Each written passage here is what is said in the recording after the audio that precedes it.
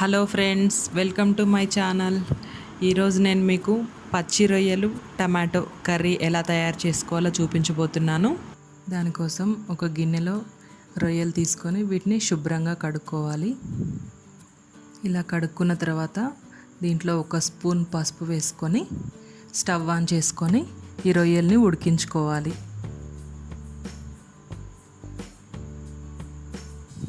ఇలా ఉడికిన తర్వాత స్టవ్ ఆఫ్ చేసుకొని ఈ వాటర్నన్నిటిని వంపేసుకోవాలి.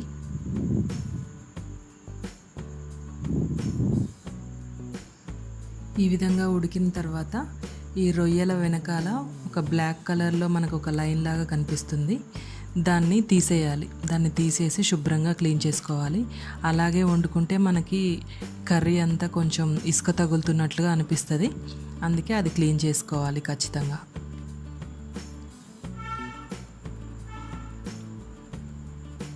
ఇలా ఉంటుంది వెనకాల. ఇలా క్లీన్ చేసుకోవాలి. ఇలాగే మిగతావన్నీ కూడా క్లీన్ చేసుకుందాం. ఇప్పుడు అన్నీ క్లీన్ అయిపోయినాయి. ఇప్పుడు స్టవ్ మీద ఒక కళాయిని పెట్టుకొని స్టవ్ ఆన్ చేసుకోవాలి. కళాయి వేడెక్కాక తగినంత ఆయిల్ వేసుకోవాలి. ఆయిల్ వేడెక్కాక కట్ చేసి పెట్టుకున్న ఆనియన్స్, పచ్చిమిర్చి ముక్కల్ని వేసుకోవాలి. వేసుకొని ఒక్కసారి కలుపుకోవాలి. ఆనియన్స్ మగ్గిన తర్వాత ఒక స్పూన్ పసుపు వేసుకోవాలి. 2 స్పూన్స్ అల్లం వెల్లుల్లి పేస్ట్ వేసుకొని కలుపుకోవాలి. ఒక 2 మినిట్స్ ఈ అల్లం వెల్లుల్లి పేస్ట్ ఆనియన్స్ మగ్గిన తర్వాత ఈ రొయ్యల్ని వేసుకోవాలి.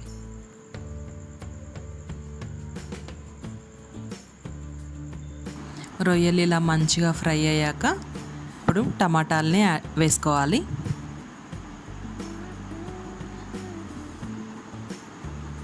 టమాటాలు వేసుకొని ఒక్కసారి కలుపుకుందాం. ఈ టమాటాలు కూడా మంచిగా మగ్గిపోయాయి. ఇప్పుడు తగినంత సాల్ట్, తగినంత కారం వేసుకోవాలి.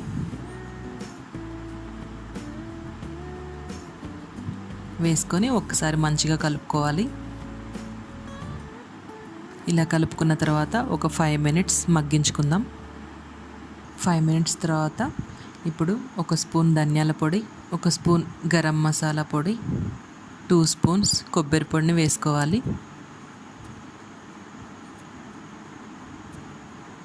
వేసుకొని ఒకసారి కలుపుకోవాలి.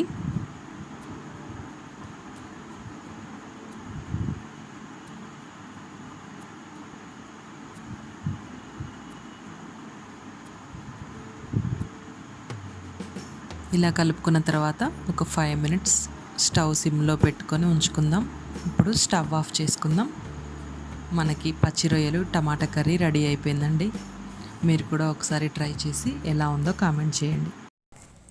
ఈ వీడియో మీకు నచ్చినట్లయితే లైక్ చేసి, షేర్ చేసి, సబ్స్క్రైబ్ చేసుకోండి. మీ అభిప్రాయాలను కామెంట్ రూపంలో మాకు తెలియచేయండి. Thanks for watching.